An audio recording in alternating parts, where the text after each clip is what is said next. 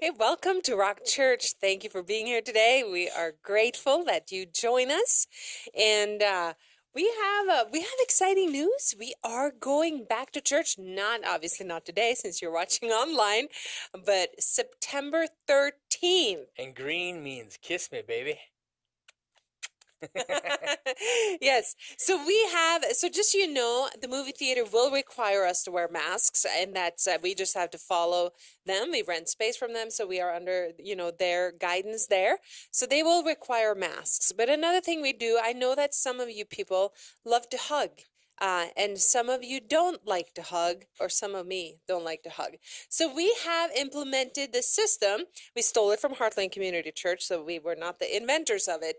But if you love to hug people and you don't care about any diseases and you are not afraid, I don't know Then if you're that's right. green. Yeah, then you're green. If you are like, well, if you'll do elbow bumps, kind of semi physical or whatever, you will wear a yellow, which we don't have yet because you ordered the wrong kind. And then if you do not want any physical contact, do not shake my hand, do not touch me, you will wear a red. I will actually wear a red. I just And gonna wear a if you red. think that COVID is stupid, wear a black. Because I bought black. And we got to use the black for something. Yes, and that doesn't mean anything. It just means that you think COVID is stupid. That's all it means. But it doesn't. But we just want to. So it's like a traffic light. Because we want to respect everyone, and we want to make sure that everyone can come to our church and feel comfortable, and that's why we want to make sure that. But none of my colleagues are having. So if you need masks to come to church, we're the church for you. Because I think most churches are not requiring masks. Yes, that's true. And you know what? I mean, we just need to make it fun. I have gotten all Disney masks. I need to do a little thing on Facebook showing all our masks. I mean, gotta make it fun. I mean, when do I get to look like Winnie the Pooh? This is a dream come true. I can be Winnie the Pooh. I could be Mickey Mouse. I can do, my secret dream to dress up like that. Okay, a couple more things Yes. we do have to talk about. September 13th is going to be our first day back at the movie theater having church. It's going to be a very special day. Going to be preaching on the prodigal son through the eyes of a Rembrandt on that Sunday. It's going to be very fun. And yeah, right. You didn't know I was an art scholar, did you? Right. Yeah, well, we went and looked at his paintings. That's right, but I didn't realize how cool he was at the time until we saw that. You were impressed. No, that giant mural, like the big one as big as a room, that was impressive. Anyways, he painted the prodigal son, and we're going to look at that. And that immediately following the service, we are going to be going to the super buffet. And if you have been to church before, it is $5. If you bring a friend, or if you have never been to church before, for you it is totally free. And that'll be immediately following the service on Sunday. And what we do is we give you a little coupon-y thing that you fill out, and that way they know what to charge you and that kind of thing. And that'll be happening. And then the other thing we got to talk about is I have been telling you people that we have pledged to give half of our stimulus check to a fall outreach. It turns out that they can't get their act together to get this bill done. And so here's the thing. So we're taking a step of faith as a church. And so if you want to give towards that, that is wonderful. And if they are late with a stimulus check, we're still committed in giving half towards evangelism. So whether that happens in October or not, I don't know. But no matter what, October 18th is going to be a special day. We're going to be preaching on prejudice, racism, bigotry, and Jesus. We're going to be talking about what Jesus says about racism. I think it's going to be a very tense moment in our country, and so that'll be the 18th. And my friend Ron is going to be with us, and we're practicing. We're going to be doing Living on a Prayer. Oh, halfway there. I've been practicing that song, and I sing it just like that. It's really awesome. No, that was Ron a preview. I can't sing it that high. Ron is going to sing it. Just so you know, Ron is one of the most talented musicians ever. I mean, he could sing that high, and he could be a huge. He in my mind is a huge star, but he could really be world famous if he decided not to live in Aberdeen, South Dakota. But, if you lived in Fargo, Everything would be good if you're Yes. listening, Ron. But he Anyway, is really talented, so you don't want to miss it just because he is just worthwhile. and He's fun. it wasn't part of the plan because we were doing this already. He said, hey, can I do music? And I said yes. And Ron just happens to be black, and so he's going to be speaking the week after. So I'm going to be speaking on prejudice, racism, bigotry, and Jesus, and then he is going to share as a minister who is African American the week after. And so Maybe he has to like correct you. yeah, he'll on what straighten you're out wrong. anything I got wrong. He will take care So, of. but we're just so excited that he'll come and It's gonna be join us, fun. and It's it gonna would be so fun. fun, so Yeah. fun, so fun. And And that's in October, That's so don't October. confuse that with Right. September 13th. September Right. 13th is just the back to church. Did you talk about the Chinese buffet after on September 13th? I just did it now. Oh, okay. You weren't listening like 5 minutes ago? I don't know. You there Two was so, announcements. no, I I walked through thought the you whole did. thing. And there was so many words.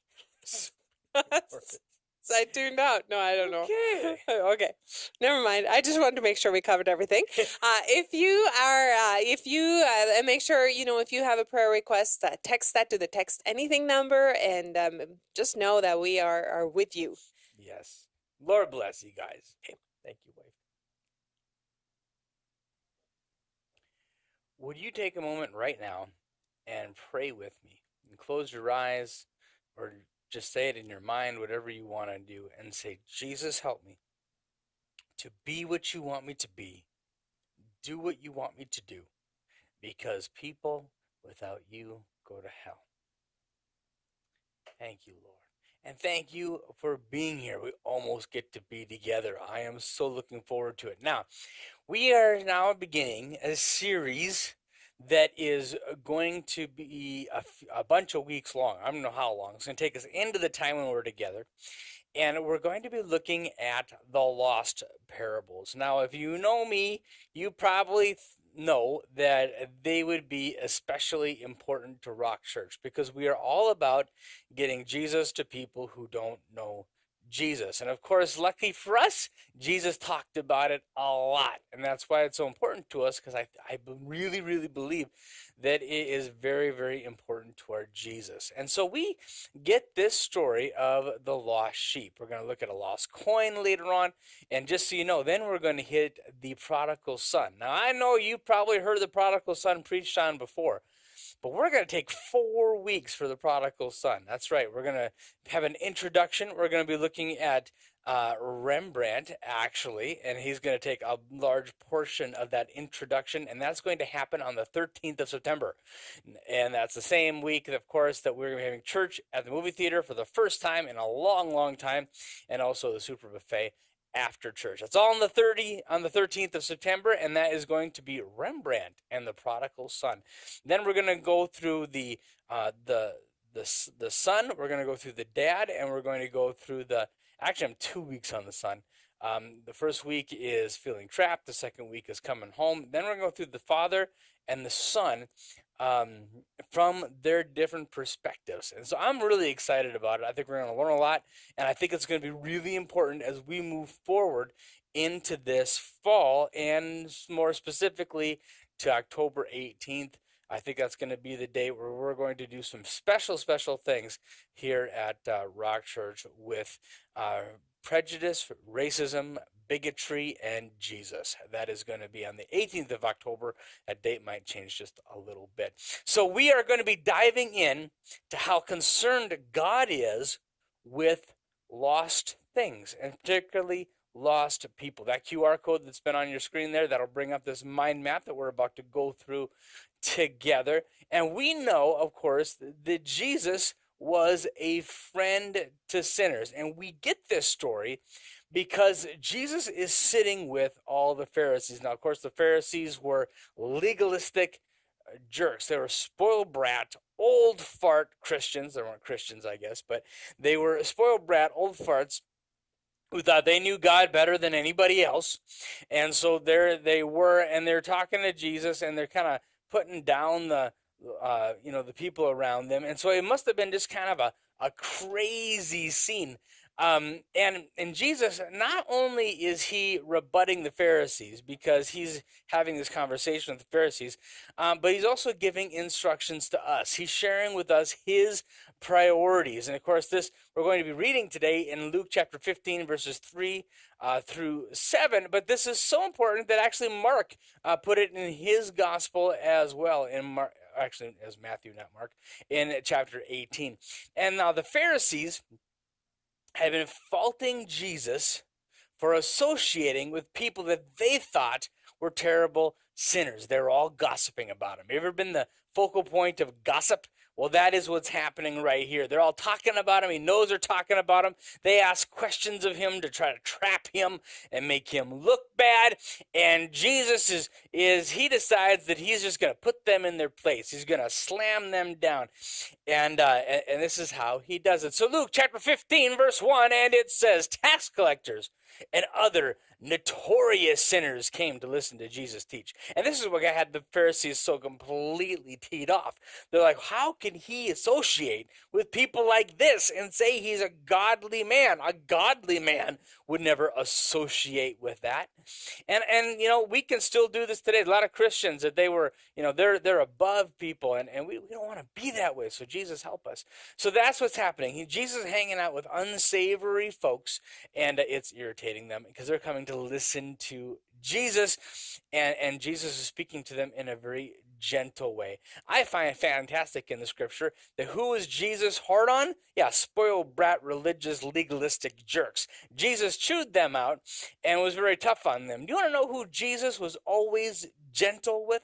He was always kind to? That's right, it was the people the furthest away from God. Verse 2, this made the Pharisees and the teachers of the religious law complain that he was associated with such sinful people, even eating with them. So Jesus told them a story. Jesus told him a story. And then, so Jesus is going to dive in and he's going to tell a story about sheep. And the story is going to have three parts. There's first is the search. Luke chapter 15, verse 5. If a man has 100 sheep and one of them gets lost, what will he do? Won't he leave the 99 others in the wilderness and go and search for that lost one until he finds it? So he knows the sheep. He seeks that one. Jesus knows that sheep has a black spot on his right hoof. He knows that is the sheep that comes up and nuzzles his knee. He knows maybe that is the sheep that is a rebellious old fart, and he's always causing problems. Whoopsie, there goes my clicker. He only has one thing on his mind when it comes time for the sheep. He's thinking about that sheep. Now, a few things about sheep. Now, I remember, I've heard a lot of preachers, and they say, well, sheep are dumb. They'll say that, right? But sheep are other things too. Number one, they're defenseless. They are easy meal for a wolf. They're just out there wandering. They don't know they're lost. They don't care. They're like my dog, actually. My dog, she'll just wander off, and she doesn't know she's lost. She doesn't care. She just sees somebody across the street and says, oh, look, my new best friend. All my other dogs, I could let them out. They'd hang around the house. They'd lay in the garage. Not this one. As soon as she has a chance, she's just happy-go-lucky, and she's just going to go meet some new friends, and then she got arrested, and we had to get her from the dog jail, and so that's how that is. But defenseless. They're utterly defenseless. Actually, and they're also senseless. Now, a dog eventually will come home, a dog or cat. And actually, my dog did do that. One time she left the house, and she went down the block. And I didn't even know, because when I came home, or I came upstairs, she was there. She was on the deck. And so I let her in, and this guy came to my door, and he knocked on my door. He says, excuse me, but your dog took my shoe. I said, no, she didn't. She's right there. No, yeah, your dog came into my garage and took my shoe. Now, just see, my dog has a fascination with shoes. There's something psychotic with her. She carries them around all the time. She's never chewed a shoe. Only dog we've ever had that has never chewed a shoe. But if you come into our house, and a lot of you who have been to our house for Bible study or whatever, you know that the dog will grab a shoe and she'll kind of try to hand you the shoe, and she'll go in circles. And if she can't find the shoe, oh my goodness, it is so frustrating for her. So anyway, she had gone into this garage, and she had taken one of this guy's shoes and brought it home. And I looked out on the deck, and sure enough, on the deck was this dude's shoe. And so I gave him back his shoe, and I'm so sorry, very sorry that my dog did that. But she knew how to come home. Sheep, they just wander. A camel can smell where water is. A vulture can see carrion from a long ways away. But a sheep, it doesn't know how to find its way. It is completely defenseless. Also, it is shiftless, which it means that he doesn't know how to provide for himself. I mean, if he gets someplace rocky, he's too dumb to find something. And so this guy leaves his 99 sheep to go look for the one sheep, and then he sees the sheep, and it says, and when he has found it, he will carry it home on his shoulders. He's like, oh, he grabs the sheep, puts it on his shoulders. I've heard some preachers say that he broke the leg first, but that's kind of extra biblical. We don't know he broke the leg. I don't know where they got that from. But then there's rejoicing, and the people rejoice. On earth, people rejoice because they recover sheep. Now, not you, maybe not so much, but do you rejoice when you lose your keys and you find your keys? Or maybe you lost your wallet. And whoa, there's my wallet, and you're so happy. I have trackers connected to all my stuff. My money clip has a tracker on it, so I can find it with my phone. All my keys do, because I'm always scared I'm gonna lose some, and I do lose stuff all the time. Actually, the best thing about an Apple Watch is it helps you find your phone in the house. I lose stuff all the time, but when I lose keys, especially, or when I lose a wallet, and I've lost a few, when you find it, oh man, the relief that we feel. Verse 6, when he arrives, he'll call together all of his friends and neighbors, saying, rejoice with me, because I have found my lost sheep. Now, when you find your keys, you probably don't rejoice that much, but when the sheep, it's like, hey, guys, I found the sheep. And Jesus is making the point that all heaven rejoices when a sinner repents. That's what Jesus is talking about. That's why I eat with sinners, you guys, is because, well, you snooty toots, you apparently don't need God. Some will go to people who know they need God. Verse 7, we find in the same way, there is more joy in heaven over one lost sinner who repents and returns to God than the 99 others who are righteous and haven't strayed away. Now, Jesus uses this how much more tactic with them. Anyway, there is more joy in heaven when the 99 strayed away. If you feel that way about sheep, imagine what God feels about people. I mean, here you just think, oh, they're sinners, I'm not going to bother with them, but your God's heart breaks for them. And so Jesus uses this how much more tactic. Now, Jesus does it when he heals in the Sabbath. Check out this story. He says, where he noticed the man with the deformed hand, the Pharisees asked Jesus, does this man, long story short, he said, you can't heal on the Sabbath. Jesus says, yes, I can. Watch. Pooh, heals on the Sabbath. And then they say, whoa.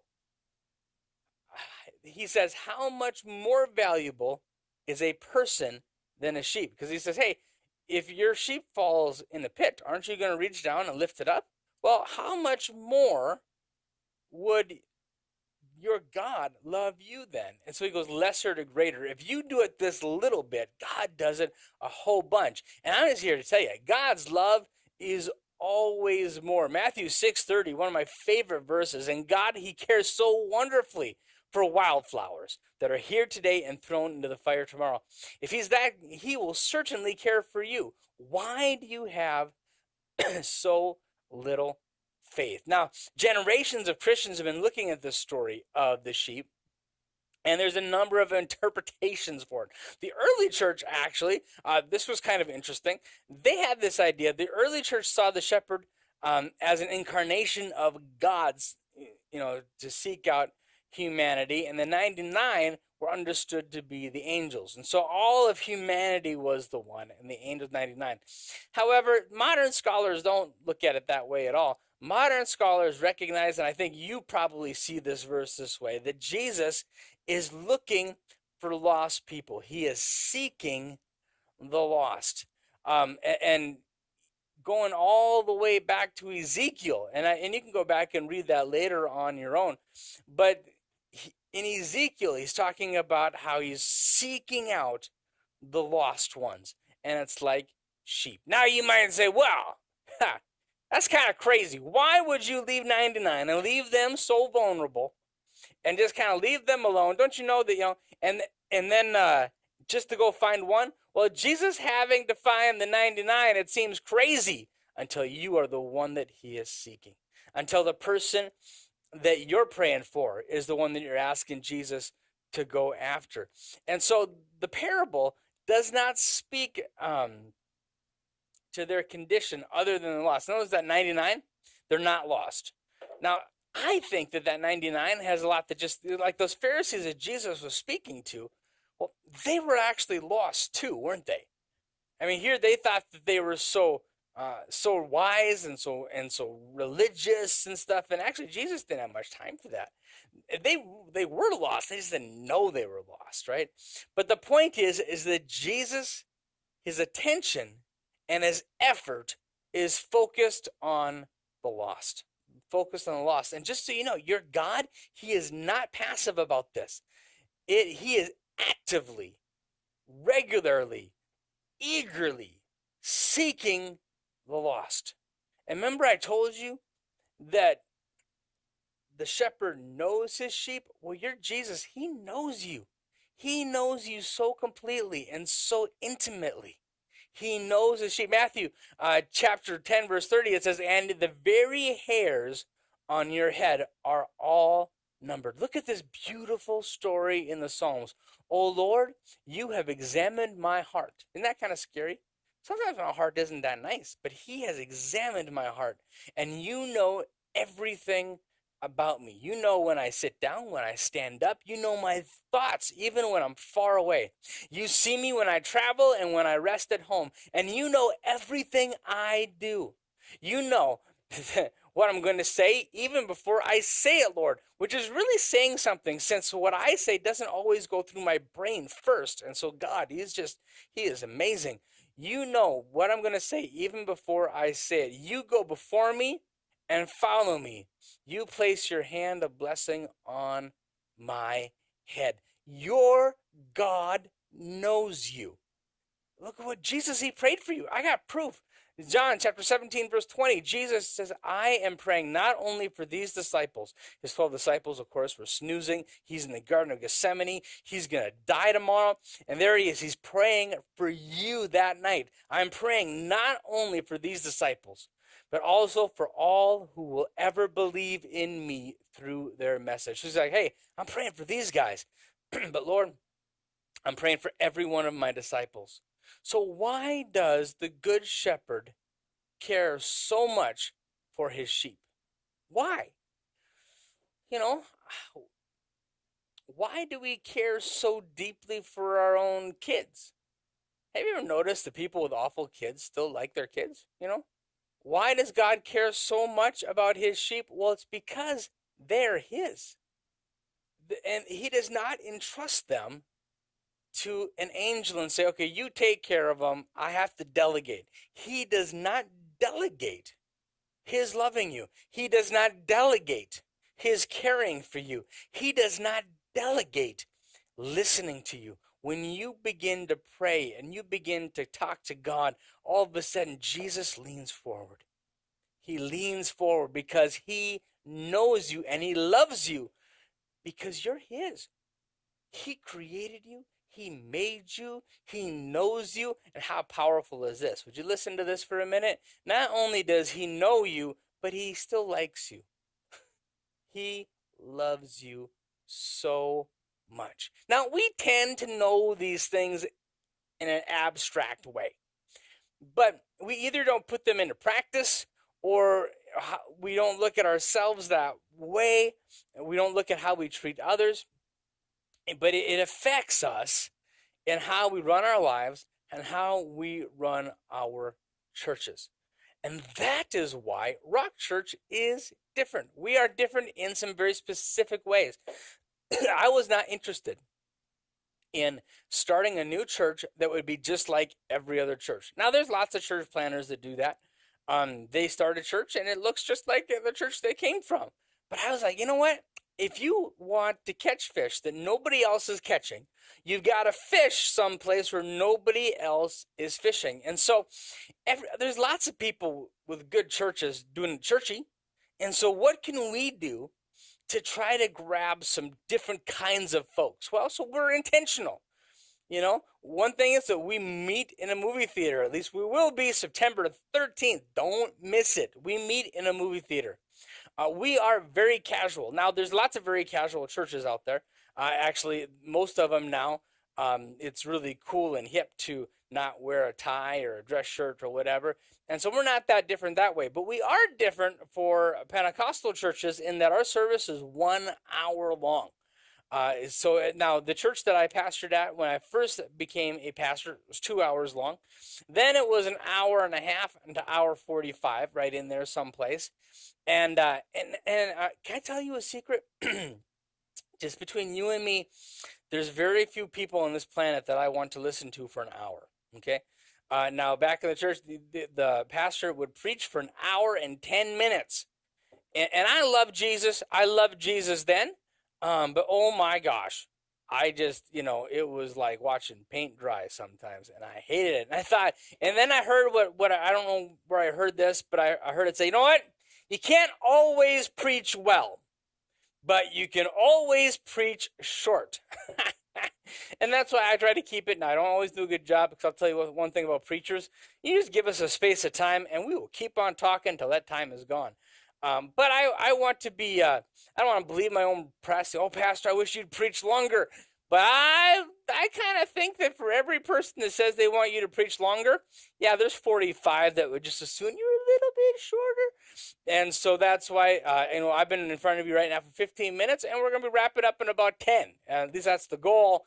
And then I bleed into half an hour. And so, but not an hour and 10 minutes. That's 40 minutes. How long is that? Anyway, it's a long time shorter than a lot of others. And so we're casual, 1 hour service, short sermons. And actually, we're not only casual in how we dress, though, but the banter that Inger, Lisa, and I do. Make no mistake, that's on purpose. That it's a little bit silly. It's a little bit, that is intentional, because we want to demystify things. We want to be real, and maybe it's not for everybody, but I think it's for some.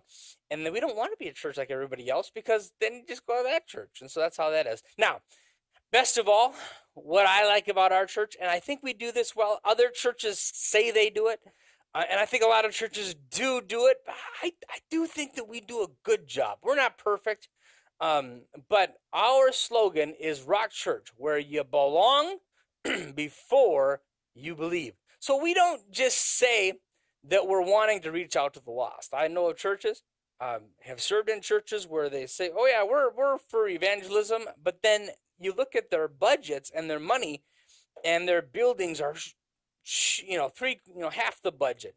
Pastor salaries are another 40% of the budget. And so by the time it's time for evangelism, there's nothing left. And so are you doing ministry if you aren't being aggressive in pursuing people who are far away from God? And I'll tell you what, we do. And we got people in our church I can walk you up to and introduce you to them. Times when I spent a bunch of money on Facebook and they came to church, and now they're part of our family, and they didn't go to church anyplace else before. And that's why we have a church. And so we're not just saying it, we are doing it. I'm not claiming to be the best at it. I'm not claiming any of that. But Jesus knows that I am seeking that lost one. Anybody can, the disgruntled religious people that jump from church to church, yeah, let those other churches fight over those folks. I just want people who don't know God to come to church. And that's why that belong before you believe. I wonder if I got that. Yeah, Rock Church, where you can belong before you believe. And we're going to talk more about that in a minute. But I'm excited about that. I just love that phrase. Now, knowing that we're making ourselves less attractive to the 99 Christians, there are things about our church that I know makes us less attractive to the 99 because we're chasing the one. And again, if you want church like everybody else, this isn't your church. But all right, so you don't have to change. In other words, when you come to our church, you don't have to change who you are. If there is something, what your politics, your whatever it might be, you don't have to change to be part of our community, to be loved, and to belong. Now, if you come and your worldview is very different than a biblical worldview, when you come, I hope to be your friend. I hope to love you. I hope to help you through troubling times. I hope to laugh and joke. If you don't have a biblical worldview, you're not going to get to preach. But I'll tell you a secret. There's a whole lot of Christians I wouldn't let preach, just so you know. And so that's really not saying too much. People say, "Oh yeah, well you have to get to this big standard before you start, serving and volunteering at the church." Now there are some volunteer roles that require a biblical, good theological worldview and that kind of thing. And that'll always be the case. But you don't have to change for me to respect you.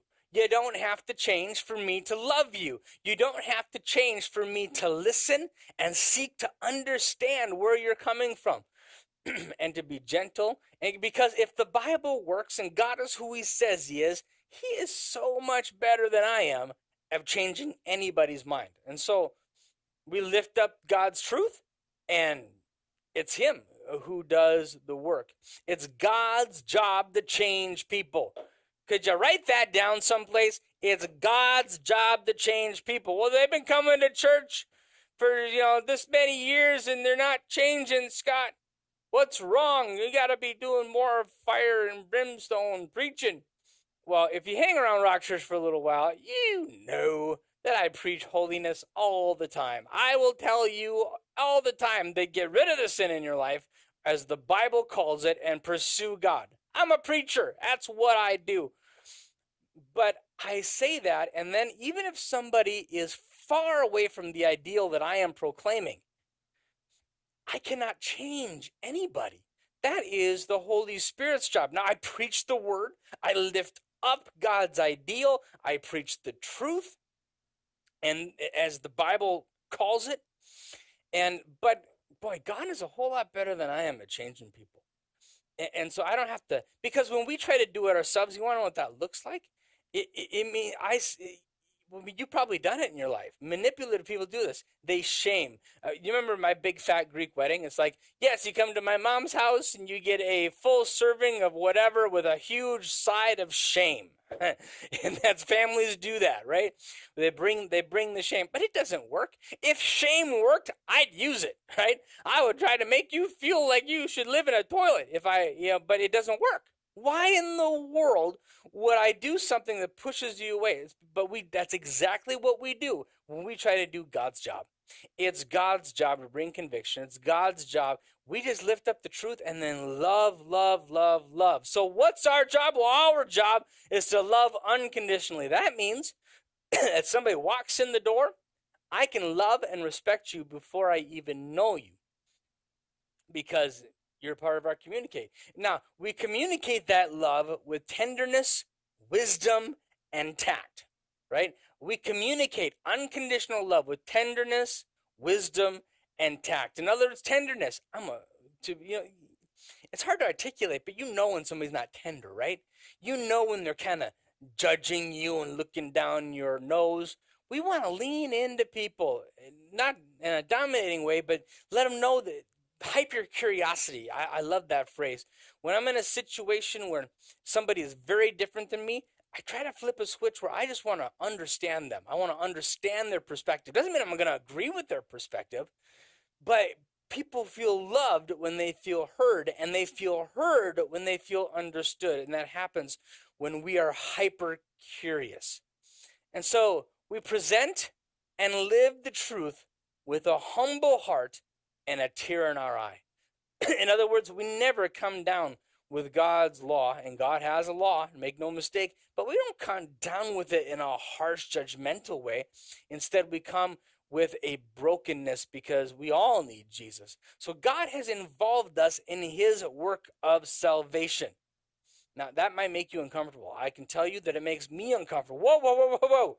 I'm involved in the process of salvation. Well, yeah, because we are his representatives on this planet. You're it. Jesus ascended into heaven and said, go into all the world and make disciples of every creature, baptizing them. So that is what we are called to do. We are God's plan for this planet.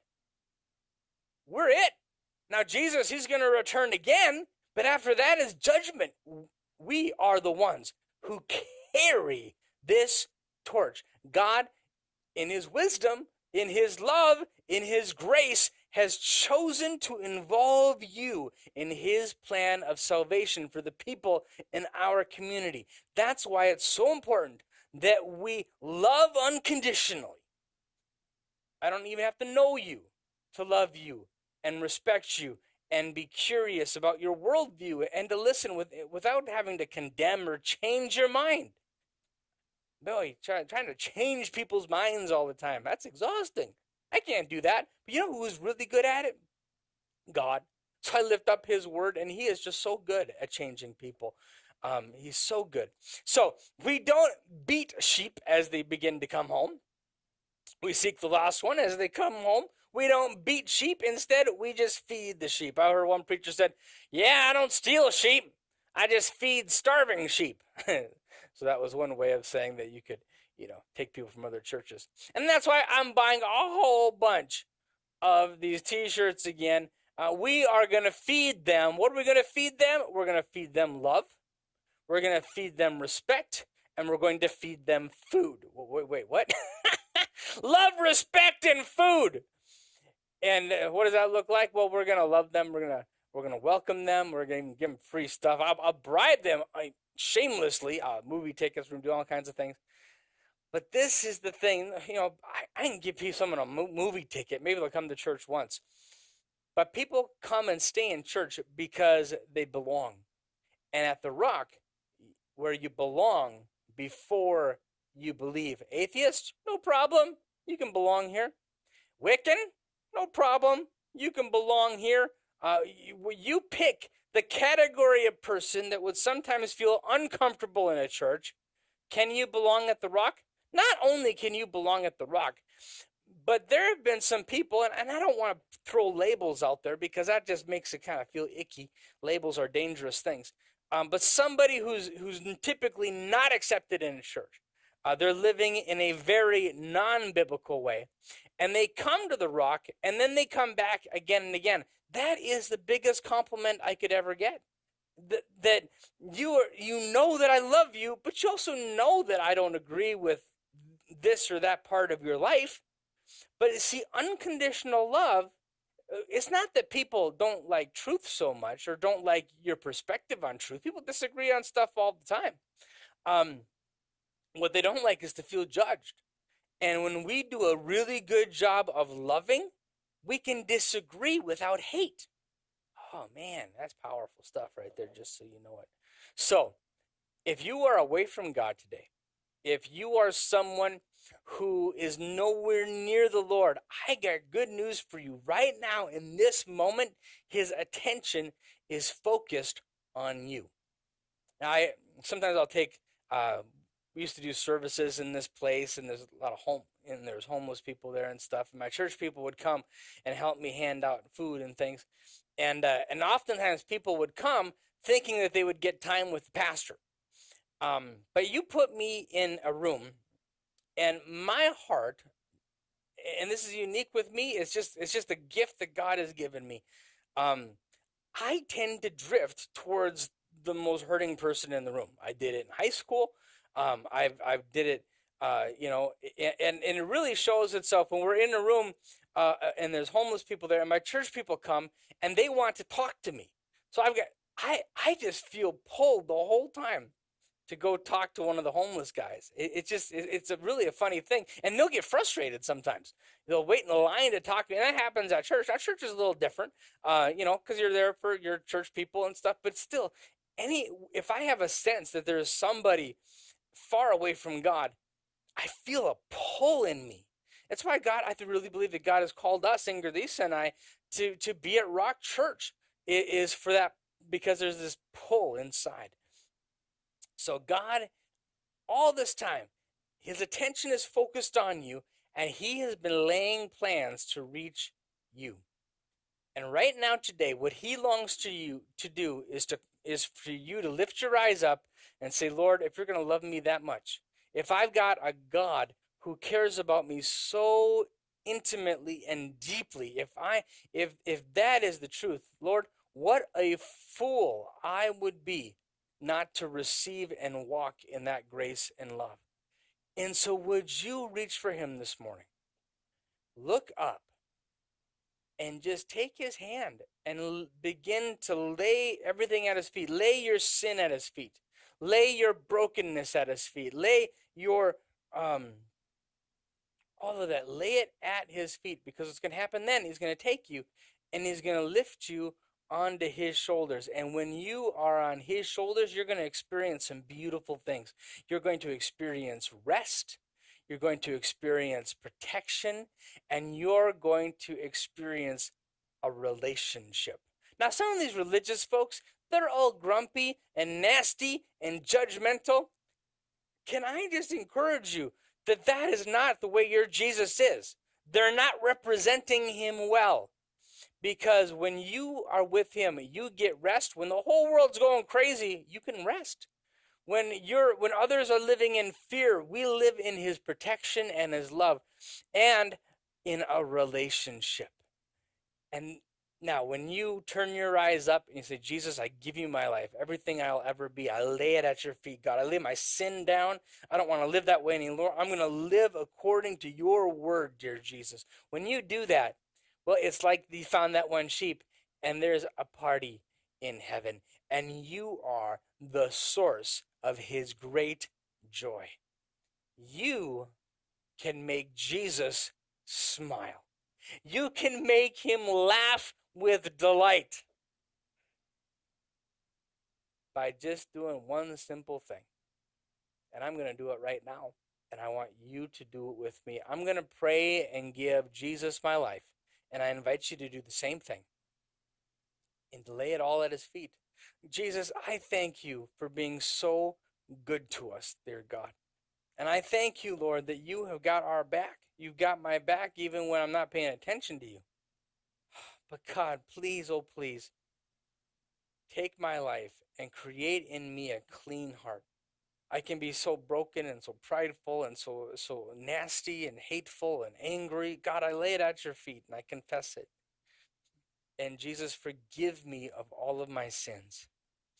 And then create in me, make me the man, make us the men and women that you are calling us to be. And that's why, Lord, we started off by saying, Jesus, help me. I do not have the ability on my own. Jesus, help me to be what you want me to be. Do what you want me to do. Because, Lord, ultimately, people without you go to hell. And I certainly don't want to go to hell. But not only that, my city, there's so many people living far away from you. And the word tells me that the people who don't put their faith in you spend an eternity away from you. God, would you use our lives to spread the gospel, to tell people that there is a God that loves you and he came for you. So, Lord, we give you our lives in Jesus' name. Amen. Now, if you prayed that prayer with me today, I just invite you to come to church. Again, on September 13th, we are going to be starting, and we're going to be talking about Rembrandt. You didn't think that this classless Nimrod before you knew anything about the Dutch painter Rembrandt. To be honest with you, I didn't know much about him. I knew there was a Rembrandt, and I also knew, actually, that he was really good at using light in his paintings. I did know that he was kind of famous for that. But I read a book I stumbled onto something that I'm going to share with you that first week. I'm excited about it. Actually, when you come to church on the 13th, I hope to have this. I ordered a painting of his. A $35 version of it. It's a poster of a painting of his, but I got the big one, so it's a big poster. So when you walk into church, you are going to see a poster of the returning prodigal, and we're going to use that Rembrandt's life to take a look at the prodigal as an introduction to our series on the prodigal. I'm pretty excited about it because I'm feeling pretty classy that I'm using Rembrandt as the focal point of my sermon. I just think that's pretty cool. And you didn't know I was so classy or so, brilliant as all of that. And so that's happening. Oh, and also, of course, after church on the 13th, there is all-you-can-eat super buffet with crab legs. And if you've been to Rock Church before, for you, it's only $5. If you bring a friend September 13th, oh yeah, then for your friend, it is free, a big zero. You can say, hey, can I take your whole family, all 14 of you, to out to Super Buffet on Sunday? Oh yeah, wow, that's going to cost you 14 of us. Let's see, that's 15 times 14. I have no idea what that is. That's just a lot of money.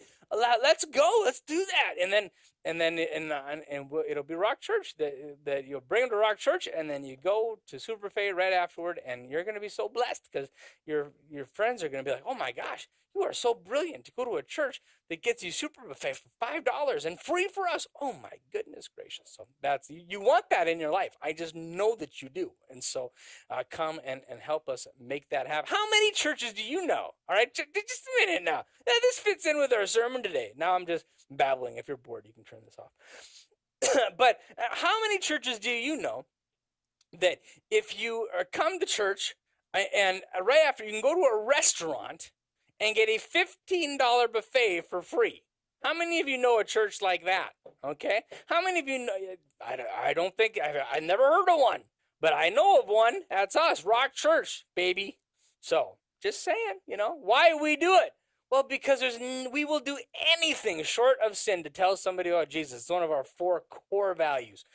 We will do anything short of sin to tell somebody about Jesus. And so, if they are far away from God, far away, but they'll come for free crab legs, oh, you better believe. Why wouldn't I buy them crab legs? Are you kidding me?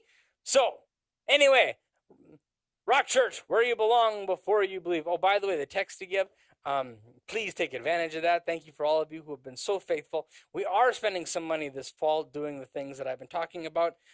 We don't really have the money, but it's a step of faith, and God has got our back. And so we're just going to move forward because I'm not interested in pastoring a church where I can't reach out to the lost. And so we're going to do it. We're going to go for it. And now what happens if the church runs out of money? Well, we'll figure that out. It'll hit yours truly hard. Anyway, love you guys so much. Look forward to seeing you September 13th. May the Lord richly bless you, and we will see you soon.